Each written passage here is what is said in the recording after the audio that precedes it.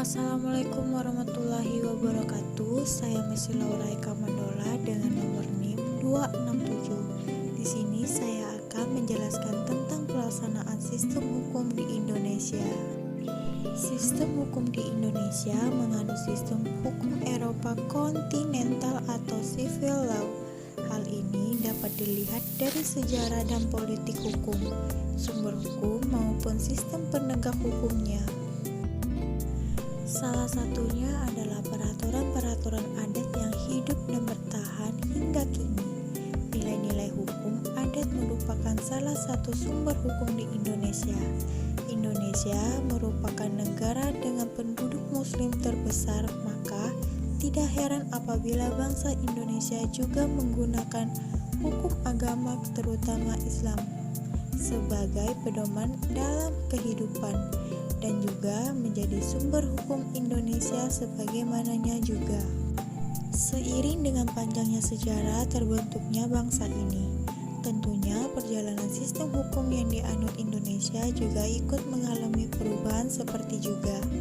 Hukum sendiri meliputi berbagai peraturan yang menentukan dan mengatur hubungan antara orang yang satu dengan orang yang lain, yang dapat disebut juga kaidah hukum, yaitu peraturan-peraturan kemasyarakatan. Setiap orang harus mengikuti dan mentaati peraturan dan terkait pada hukum agar ketertiban di masyarakat dapat terwujud. Sistem hukum bersifat mengikat dan menjadi dasar atau panduan untuk melaksanakan segala sesuatu sesuai dengan kaidahnya. Terdapat pula ciri-ciri dari sistem hukum yang dianut oleh Indonesia, yaitu yang pertama, terdapat perintah dan larangan. Kedua, terdapat sanksi tegas bagi yang melanggar. Ketiga, perintah dan larangan harus ditaati untuk seluruh masyarakat. Jika berbicara mengenai sistem hukum yang saat ini diterapkan di Indonesia, maka akan menurut pada sistem hukum pidana dan sistem hukum perdata. Hukum pidana merupakan bagian dari hukum publik. Hukum pidana terbagi menjadi dua bagian, yaitu hukum pidana material dan hukum pidana formil. Hukum pidana material mengatur tentang penentuan tindak pidana, pelaku tindak pidana dan pidana atau sanksi. Adapun kaidah hukum yang pertama, norma agama merupakan peraturan hidup yang berisi perintah dan larangan yang bersumber dari Yang Maha Kuasa. Contoh, jangan membunuh, hormat orang tua, berdoa, dan lain-lain.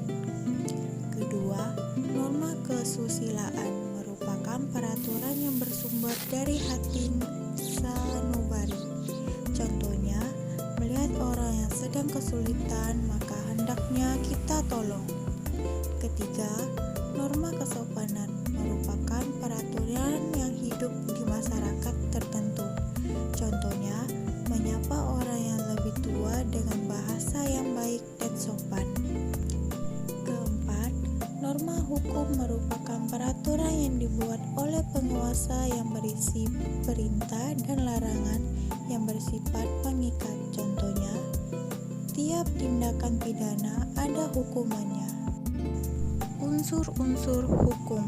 Yang pertama, peraturan yang mengatur tingkah laku manusia dalam kehidupan bermasyarakat. Kedua, peraturan yang ditetapkan oleh instansi resmi negara. Tiga, peraturan yang bersifat memaksa. Empat, peraturan yang memiliki sanksi tegas. Sifat hukum agar peraturan hidup kemasyarakatan agar benar-benar dipatuhi dan ditaati sehingga menjadi kaidah sifat hukum. Peraturan hidup kemasyarakatan itu harus memiliki sifat mengatur dan memaksa. Sifat memaksa agar orang mentaati tata tertib dalam kemasyarakatan serta memberikan sanksi yang tegas atau berupa hukuman terhadap siapa yang tidak mau patuh menaatinya. Baiklah, sekian presentasi saya tentang pelaksanaan sistem hukum di Indonesia. Baik buruknya saya minta maaf. Assalamualaikum warahmatullahi